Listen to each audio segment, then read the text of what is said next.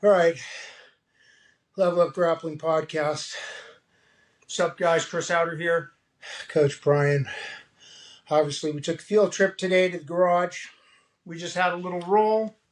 Little understatement of the year. He's pressure proof now. He had a good poker face. I couldn't tell whether I was having any effect or not on you. You know, here's the thing, guys. We talk about this all the time on the podcast. What does PCI stand for? Pin the closest joint, control the surrounding area, isolate for a 2-on-1. And the funny thing is, it's 100% the combat-based game plan. Okay? I will never say I invented anything. Like some people, nor will I really. I take everything from my mentors, my masters. Okay, it's all a mashup. It is. It's all a mashup. The key that I learned today when we were rolling is when I was forced to start on the bottom, which, as you know, I have a rule. I always start standing, but when you're put in a position where you're told, okay, you're starting from the bottom, you're already starting from negative because you have two opponents, the person's technique and gravity. Yeah. And then when you add that to a level of mastery that they understand how to keep you there. How to keep you there, the joint pins. Make you work. Anything if you earn top, you earned it. Too many guys gift the reversal. Let the guy stand back up. Let them rise from their guard. Make them earn everything. So let me ask you a question. Do you think part of that has to do with the fact that just submission only has become so popular? Therefore, there isn't that emphasis on positional pinning? What I've been thinking a lot in the last couple of years, during COVID and after.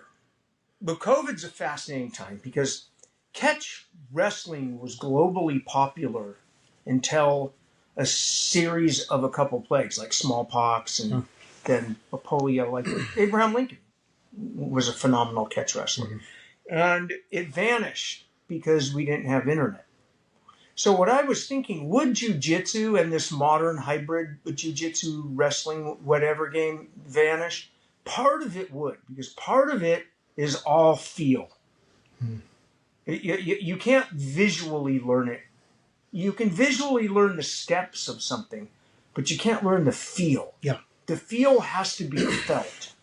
And I think that is what in the current no-gi phase, well, it's just that these guys are young, and a lot of these young guys are so athletic and supple and flexible and talented and technical that even without pressure, they're going to beat me because I'm old. Mm-hmm. But I often call it, depending on who I'm rolling with, a nerf game because it feels nerf. Mm. I don't feel the thud or the pressure. Yeah. And I don't mean ballistic. It just feels like a light, fluid. It's a beautiful game. I love it.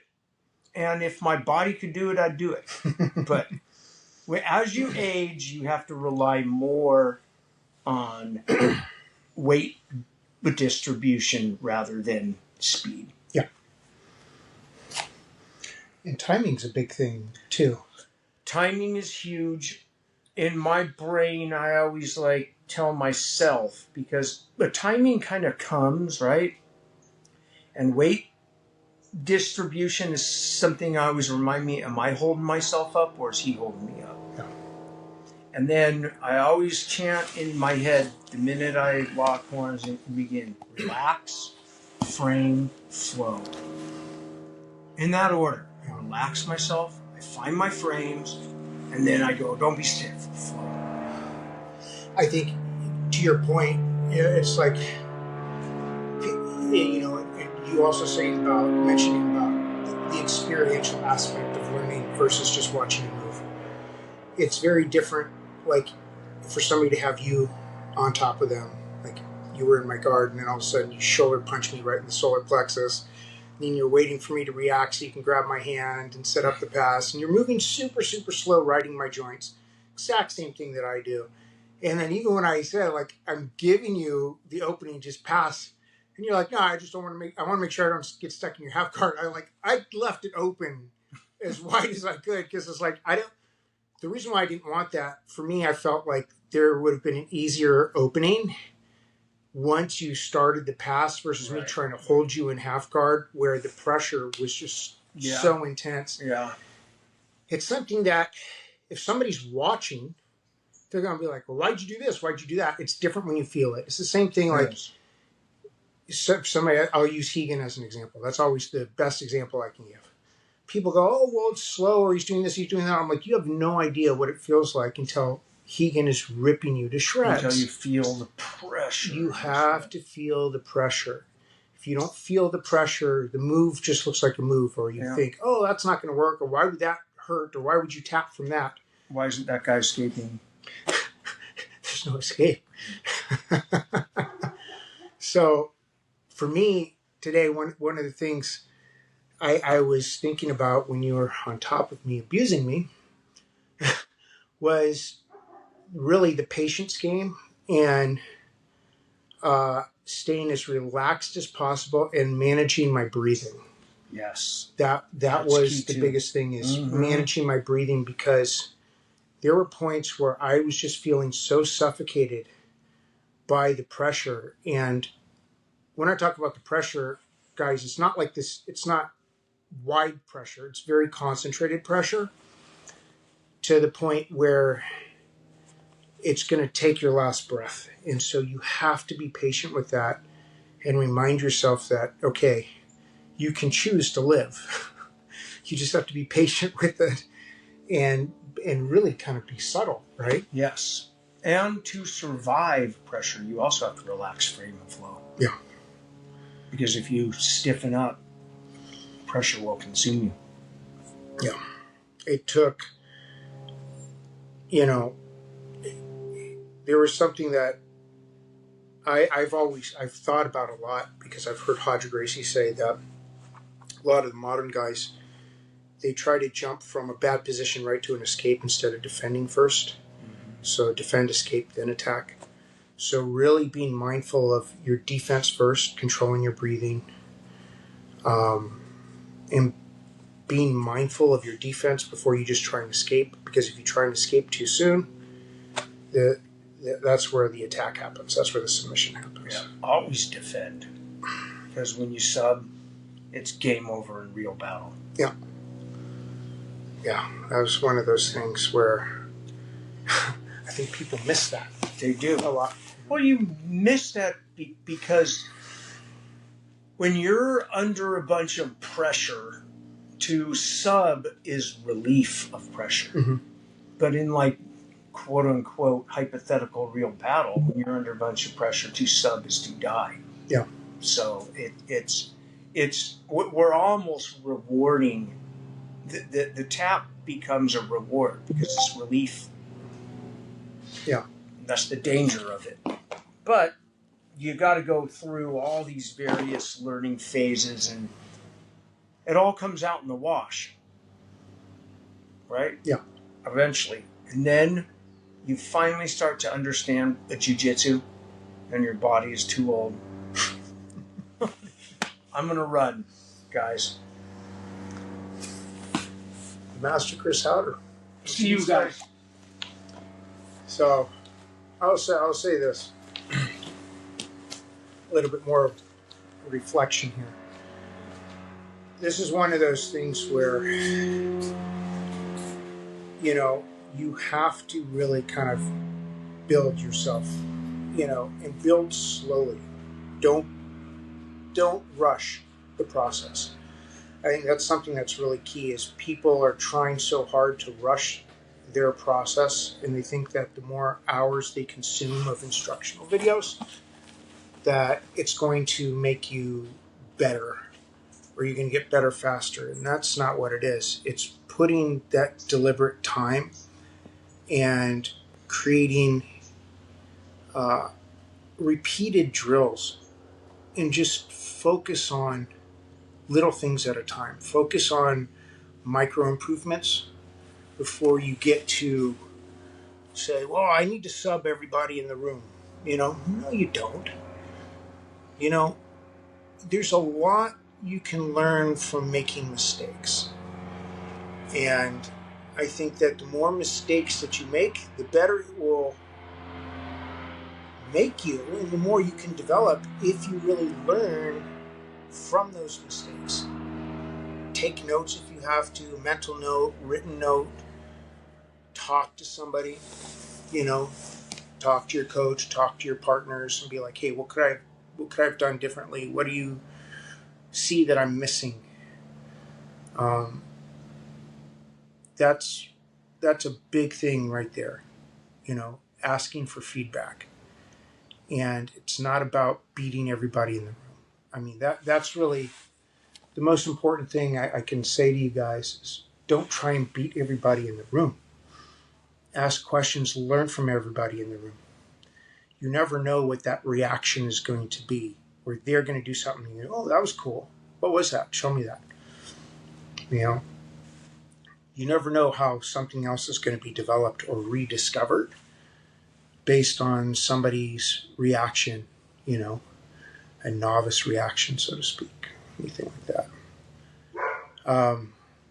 You know, I've spent so many years here in the garage, you know, decades, and every minute was a learning experience.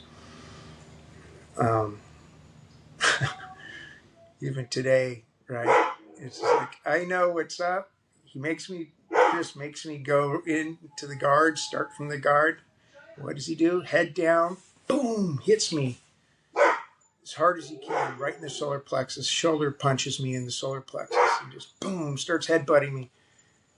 But, you know, that's how I grew up training. You know, I think a lot of people these days, if they experience that out of the gate, they'd probably be turned off to the submission grappling game, and they wouldn't want to do it. It takes grit and determination, and I can tell you this: when somebody masters the pressure game, it is debilitating to the opponent. It really is. Like I said, it's not about this wide pressure, so to speak, not just jumping on top of somebody. Everybody thinks it's just a matter of when I'm saying pressure, you're just leaping on top of somebody and smothering them. It's not what it is.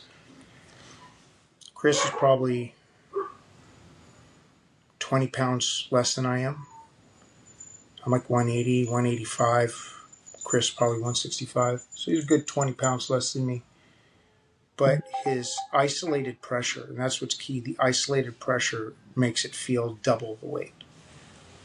And it's so concentrated and so meticulous that you just can't replace that. And it's something that it doesn't matter what video I make or what video he makes or what video anybody publishes. You're not going to get it until you feel it. And I cannot emphasize that enough. You have to be able to feel the pressure. You have to be able to feel the precision and know what it's like in your head to get out of it, you know, and to manage it. Managing this type of pressure, managing this type of stress is like, it's unreal. You know, you have to start very slowly. Build yourself up. You know, I had some of the best compliments today from my coach, which was great. It was an incredible experience, as it always has been. You know, when I've brought people here to the garage, the first thing they say is, wow, I didn't realize how little it was. Yeah. But it doesn't matter how small this space is or how big the space is. It has to do with what you do with it. You know, for me, this little space was the center of my world. decades. I didn't need anything more than this, regardless of, the evolution, the changing of the pads or the different graffiti writing and all this. That didn't matter. This little space was the center of my world, and it's something that I've always appreciated and always valued. It's something that we always kept real, day in and day out. It's real. Okay, there's no fluff. That's why I always tell people, like, if you ask me for a belt, I'm definitely not the guy to ever give it to you. I don't sell belts. I don't hand out belts. If somebody's gotten a belt from me, it's because they're special. And they led with their heart. Okay? It's very hard to be dedicated. I've seen too many people go away.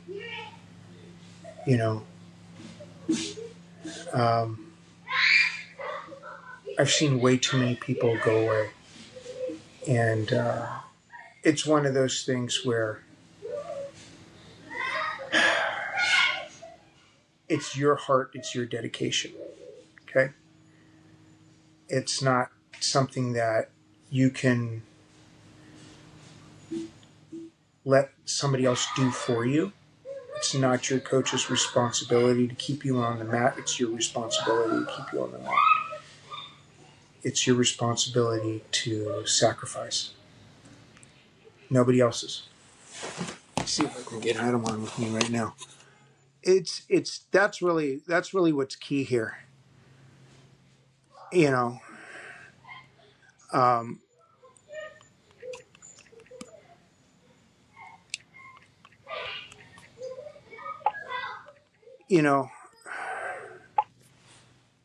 I think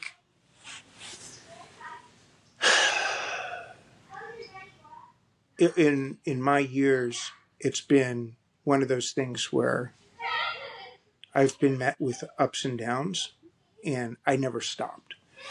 But I've met a lot of other people that it hurt me when they left, when they quit, because I saw more in them than they saw in themselves. That's the thing that I think hurts the most. Hold on. That's the thing that hurts the most, when you jump on, when you have people that quit on themselves.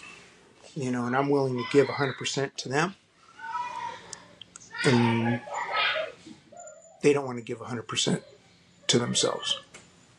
I've seen that time and time again, and I'd say like 95% of the time, that's what it is. It's not, me abandoning them. It's them abandoning themselves. And it's, all I can tell you is if you don't click with your coach, find a coach that you can click with. But don't give up on yourself. That I can't overemphasize. Do not give up on yourself. If you do, you only have yourself to blame. Okay? You can get through injuries. Everybody makes excuses, life excuses, and this and that. Or I'm too busy, blah, blah, blah. Bullshit. You can get there one way or another. You can make a difference for yourself. You really can. You can choose to train. Like, for instance, I give students solo drills all the time. I think solo drills are incredibly important in terms of developing yourself. And a lot of times the solo drills are more important than rolling around with somebody else. You can roll around with anybody that you want, but if you're not mastering the mechanics, that's the key. It's just like we talked about, the magic is in the mechanics. There's no such thing as a magic move. So when you guys are spending hundreds, if not thousands of dollars on all these instructional videos for magic moves, there's no magic move. Sorry. There's no magic move.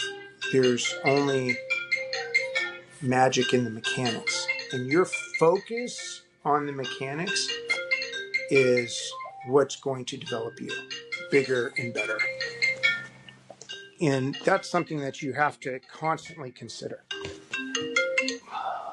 You know, it's something that you have to constantly consider because ultimately you're only going to hurt yourself if you don't do that. I wonder if you guys ever got a tour of the garage. Waiting for Adam says he's going to come on real quick. Here's the old combat base. Here he is.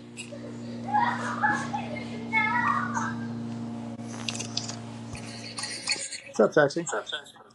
So Fuck me. What's there, going on? I'm at combat base headquarters in the garage. Just finished my training session with Chris Haueter. So Ah, it's a little level up grappling field trip today to the garage. So I was nice. I just was showing having a look. everybody. It's a little space, right? It's not Yeah, huge, but this is where all the magic happened. that's it. I don't know. That's his belt. I don't know. He just got up and walked away. That's to be expected. You can see all the medals on the walls. So I was just ranting for the last 20 minutes about how important it is for people to be dedicated and develop themselves and not give up on themselves. Because to me, the people that leave and quit, they're giving up on themselves more than anything else. Absolutely, man. Like the gym here, all my catch wrestling guys are all gone. They're not here anymore. They all gave up. Yeah. They all quit.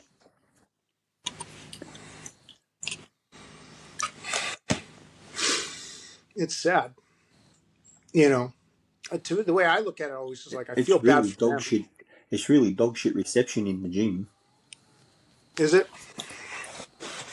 Let me go over here. That's a bit better. Let's try from here. Yeah. But yeah, my gym's all pros now, dude. Literally, it's nearly all pro wrestling now. Aside from two guys, or three guys, the rest is all pro wrestlers. Yeah. It's So I've had interesting. to You go know, there for the money. I was mentioning earlier on my little rant before you jumped on. It's just, you know, Chris was making me start in my guard. Either we started in my guard or his guard. We didn't start standing. Mm-hmm. So it's hard in the sense that when I'm starting in my guard, he goes back to his old violent ways because that's how he trained me. Right? So the Mm-hmm. first thing he does, he headbutts me and then he shoulder punches me in the solar plexus. Yep.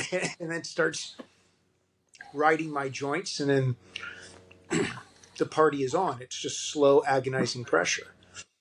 Mm-hmm. And what I was saying earlier is I think if most people had to experience that, they'd probably quit after the first training session. Yeah, probably. You know, because it's just not considered, I don't know, polite grappling these days. That's what it is. They got the problem with the pull. Yeah. It's not nice enough. Yeah, Yeah, it's not that agreeing to the position. yeah. But that for me is like that's all I know. You know, it's just like this is how I was trained. This is how I was raised in grappling. But you know, people don't like it. Yeah, that's for sure. Yeah. Hey, and I've made training so soft here, dude.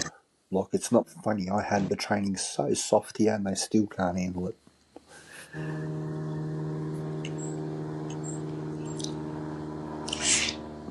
It's crazy. Yeah, I don't know what else to do with them. Like, Yeah. no idea what to do with them now. So, I was all a pack of fucking pussies. That's the problem.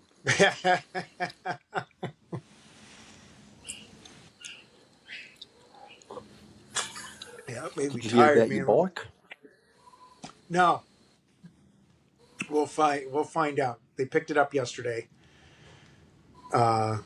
So we'll find out what happened. When I called them and talked to them about it, they said that it was quite anomalous. It's something that shouldn't have happened, but they'll fix it. Yeah, So no big deal. that's all What was good. that tournament you guys had over the weekend? You had a tournament over the weekend? Did we? Yeah. You sent me a picture of a ring. Oh, I sent you a picture of a ring. Oh, that's my Yeah. gym. I put the ring back up. Oh, you put the ring back up. Oh, okay. Oh, Yeah, that's for the awesome. pros. We got ACWA coming December 13th. So that's going to be really fun. I'm still offering whoever wants to come train with me the next few weeks, come train free of charge. We'll get you ready for the tournament. That's Saturday, December 13th in Orange County, North Orange County, Yorba Linda. It's Josh Barnett's tournament. So all are welcome to come down, train in my garage. We're going to get ready for this tournament and have some fun. One of the big things that I'm You know, planning to do is Headhunter Higgins is coming. no one's turning up to that. No one's turning up to that. You know that. Yeah, we don't get a lot. I mean, last year for the Nationals, I think it was 90 people total. I got a couple guys entering. Headhunter Higgins is coming, which is great. He's bringing a few guys. So me and Headhunter are planning on doing a couple instructional videos or something like that, probably before the tournament. So Nice. figure that out. So that should be pretty fun.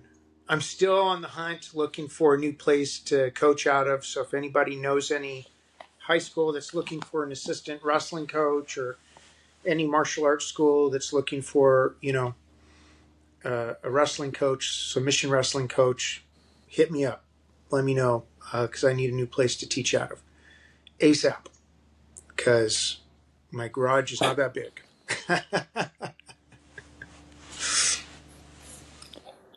So I need a new place. People are asking me for more clinics, seminars, and all that kind of stuff, and so I need a new home so I can do that comfortably. So that's very, very, very key. And what else? Just some like review stuff. It was really interesting.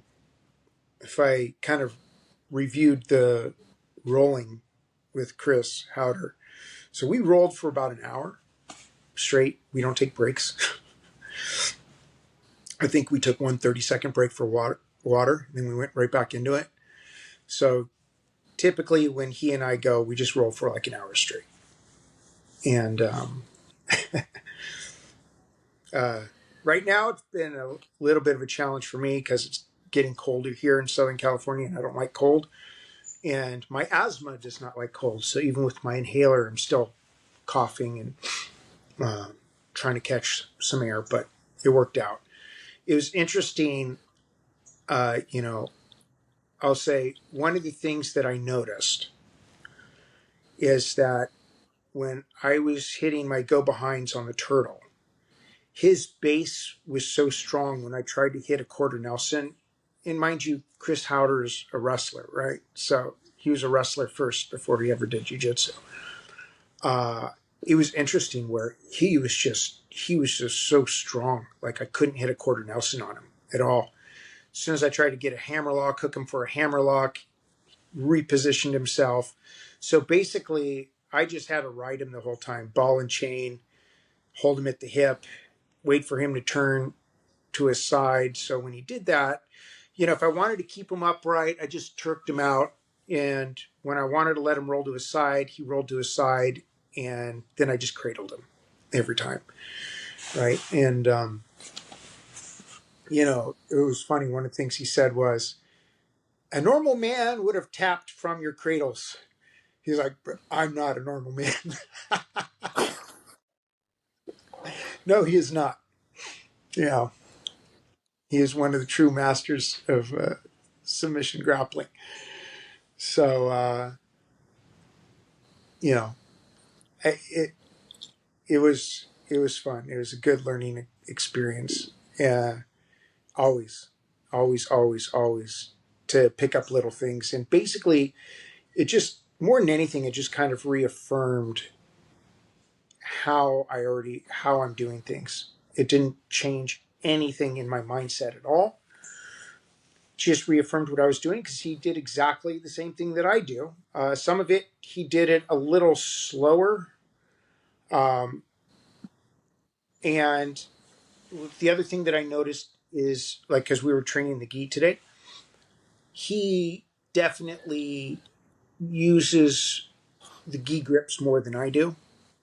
But here's what was interesting because people ask me, you know, we kind of use this almost as like a technique talk, hybrid technique talk video. People ask me all the time, well, what do I do? How do I clear the grips? I didn't clear any of the grips. I didn't care. You know, it's just like I know how to manage gi grips and still create my rides. And I think that's really important. I set my rides irrespective of the grips. The thing is, in my opinion, and Adam, you can please chime in and give me your opinion on this. It's like I don't get number one, I don't allow a deep grip. So I'm not allowing a cross collar grip for a choke. I set my posture properly where I just kind of nullify the grip. And if they want to hold me that bad, I just pivot and shin ride them. And I just set up cradles. I mean, it's pretty simple. Or I just ride them to the point that as long as I'm focusing on a joint, particularly a joint below the waist, say waist, hip, and below, it completely shuts down that kind of collar grip. It's just there's no need. It doesn't do anything to me because I can maintain my posture, my control, and my ride in order to kind of stay on top to the point where it's just like, you know, you're not going to sweep me. It's really that simple. It's just like you're not going to sweep me and I'm not falling for it because I think a lot of people, especially more younger belts, I like to call it younger belts, like blue belt, white belt, stuff like that. They get very dazzled by the grips, and so they're so hung up on fighting the grip. By the time you're fighting the grip, I'm already on top. Right. Hmm. So how would you like to play it? Like if you were in a For gi me, situation? with gi, I don't. It doesn't really change for me whether it's gi or no gi. I don't. If it's wrestling without the gi and catch wrestling and stuff, you never let anyone control your head. Mm-hmm. You know, so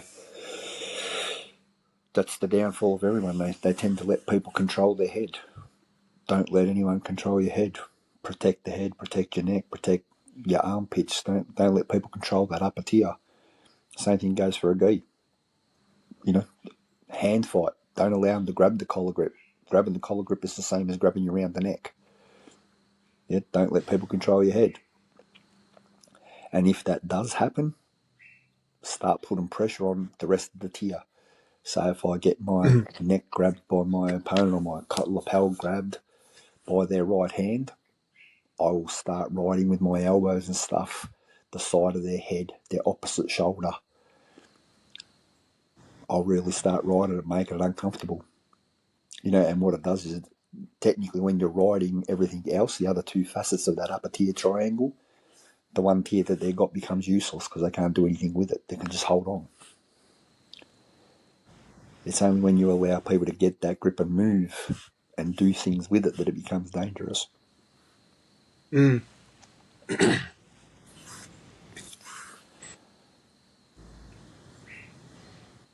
Yeah, it makes sense. Basically, you know, it's just a matter of not letting people get control of your neck. You know, you see the thing on jiu-jitsu stuff all the time. the little slogan thing going on, protect your neck. Well, that's what it means. Don't let people control it. Yeah. And lapel grips is a great way to control the neck.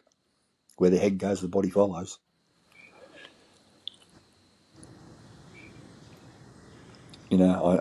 We've talked about it before, we need to keep an active spine. My Yeah. head gets put offline or a grip pulls my shoulders, whereas I'm deactivating that spine, it becomes useless.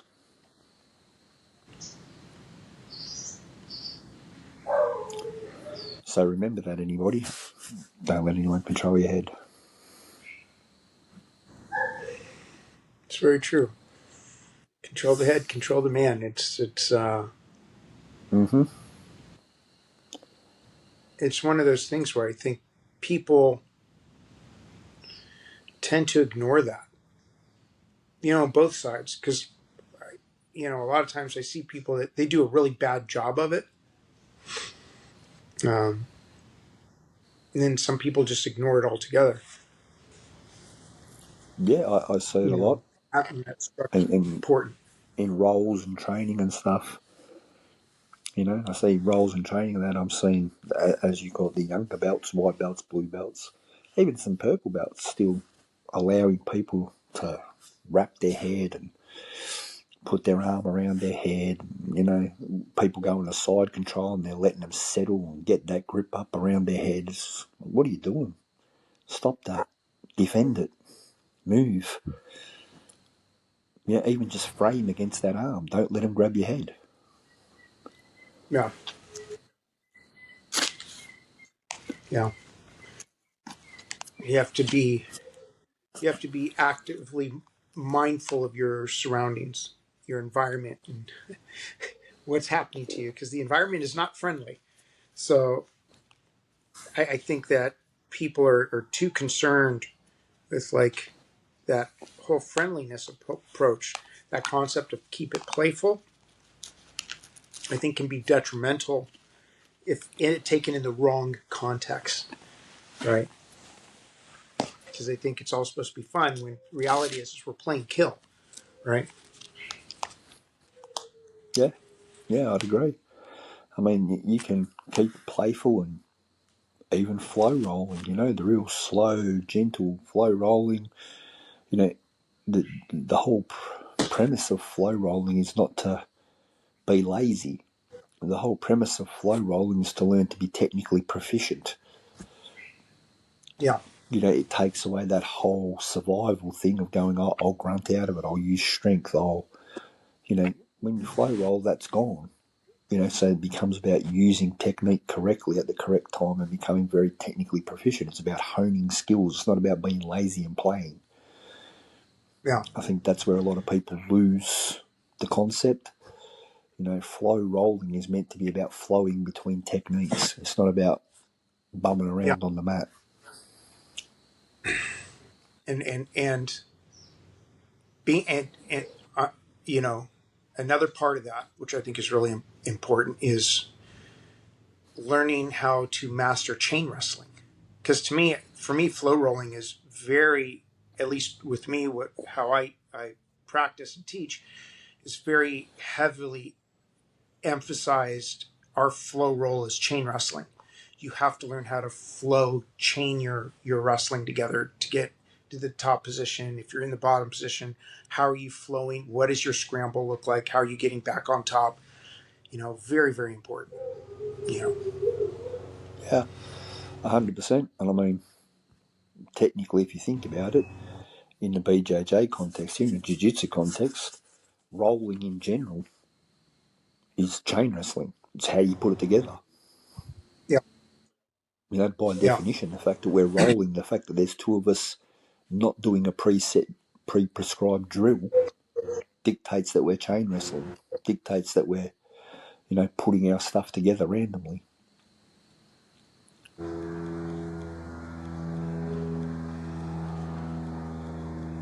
That's where it becomes the art I of noticed. jiu-jitsu or the art of wrestling. Yeah, I noticed today. Like Chris was really trying to work a lot of the De La Hiva guard into the roll, like this rolling back take to get on top. But I just, I just use the principles of shut the foot down, turn the foot over, roll, and I'm good to go. Mm-hmm. So he's like, this is how I always get on top. You just keep wrestling back into the top position. You just don't give up the top position. I go, no, that's what you taught me. I go, you're the one that taught me. Be the person on top, win on top, stay on top. I'm following your rules. And he was just like, yeah, most people don't follow the rules anymore. I'm like, well, you That's, fucking beat it into me. So these are the rules that I follow. I mean, that's I'm part of the staying. I'm not problem, isn't getting, it? yeah, I'm That's not part of the going on the problem is that bottom. people don't follow the rules anymore. Yeah. Unless you You know, force me onto the bottom, beat me onto the bottom, like you would have to beat my ass, which is fine. I'm happy to take a licking. If I lost position and I'm on the bottom, that's my responsibility to get back up, right? But I'm not handing it over.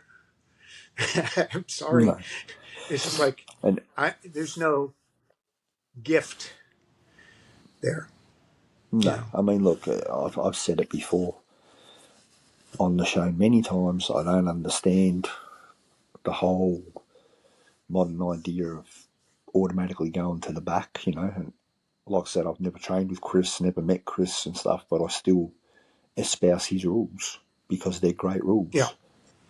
You know, even to this day, I still say, Chris Haueter's rules, man, they're the shit. It's true. Why people do get seduced by the guard. Yeah. I look at it and go, I don't know whether it's more seduced by the guard or infected by it. Because I think it's a little bit of honestly, both. yeah. Look, honestly, I find that it's very infectious as well as seductive. And why I say that is because once a person trains in the modern way where they automatically go to their back and they actually look to do that, it is almost impossible to cure them of it. Yeah. It's near impossible. They will do it every single time under any form of pressure. They will roll to their back and wrap their legs around you. Yeah. It's like it become ingrained into their DNA, which is why I say it's like infected. I agree. I agree with you because I've had so many people. They come in, or I train with them, or whatever, and they do that. I'm like, you're giving me a cradle again. Like, I'm like, you seriously going to keep giving me the same thing? You know, um, I think it is It's definitely an infection. Yeah, It's and it's it it's doesn't matter what very you do to them. interesting. That's an infection. Yeah, Yeah. it doesn't matter what you do to them in that position. You will hurt them repeatedly. Pass guard constantly, cradle the shit out of them, and make them squeal, leg lock them, and have them squirming all over the place. 30 seconds after you let that leg lock go, they will go back to the same position. Yeah. You know, and you got to let's look at the theory, the definition of insanity is doing the same thing over and over again and expecting a different result. That's the actual definition of Yeah. insanity, and yet Very that's what they true. do. Yeah. It is what it is, and that's why I say it's an infection because you cannot get it out of them. I've given up trying to. Honestly, I've given up trying to. I find once somebody's infected with it or seduced by it, as Chris says, it's an impossible task to get them to stop doing it. No matter what you do to them, no matter how much pain you cause them, they will continually go back to it. It's true. And look, I mean, the same thing can be It's said for wrestlers, okay? Like, as a wrestler, I'm infected with the thing of rolling to my stomach and giving my back. 20 years of jiu-jitsu, over 20 years of Brazilian jiu-jitsu does not counter Yeah, nearly 50 years of wrestling. Yeah, I've learnt over that 20 years to not do it as often, but I will still do it. I give people my back and wrestle up from there. Yeah. Yeah, take my back, sit out, switch out, go behind, continue on. But I'm bad for it. It's a bad habit. And it's like most habits, they're hard to get rid of.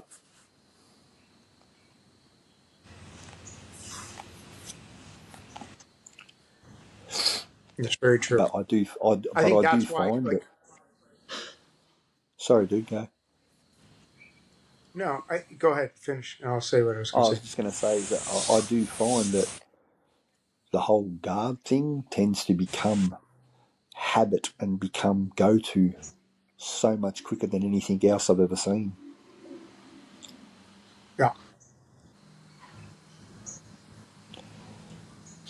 I think because it's so reactive and it's so easy to put yourself in that position. You know, you're stuck, wrap your legs around somebody, right? Yeah, Hope for the yeah, best.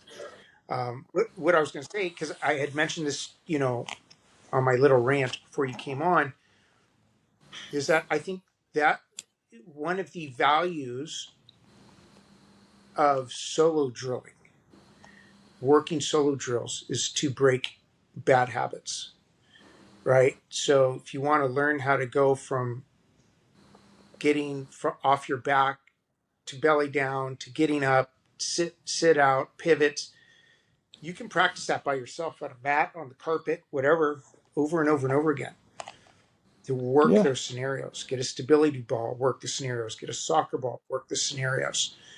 Um, I think you really have to build it within yourself to create those micro drills.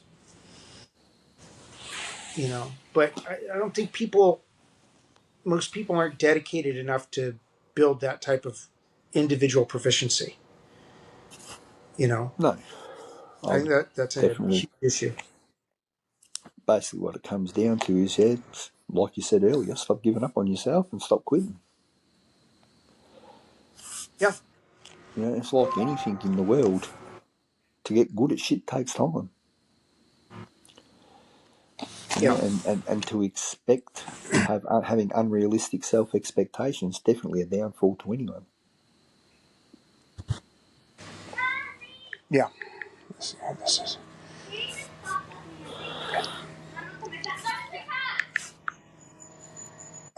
Oh, they want me to go inside. All right, we'll cut this early because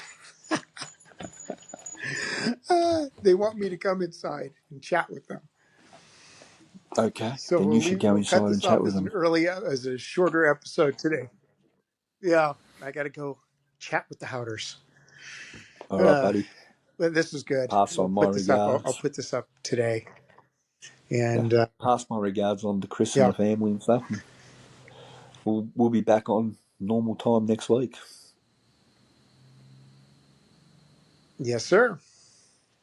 All right, guys, Ciao, we are ciao. out of here.